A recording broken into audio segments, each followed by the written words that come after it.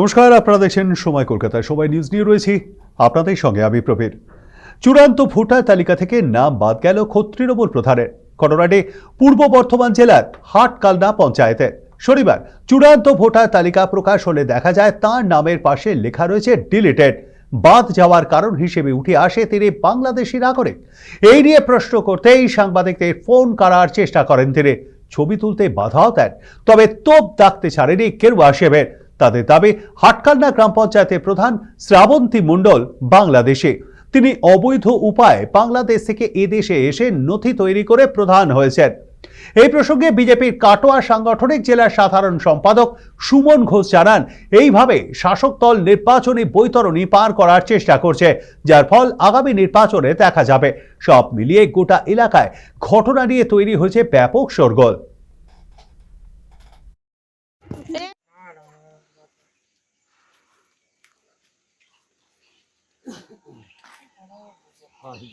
হ্যাঁ তবে আর ইয়ে বাবু ওই এই তো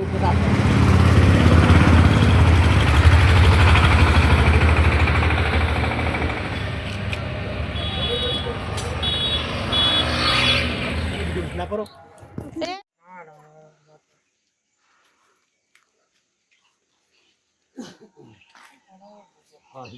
হ্যাঁ তবে আর ইয়ে বাবু ওই এই তো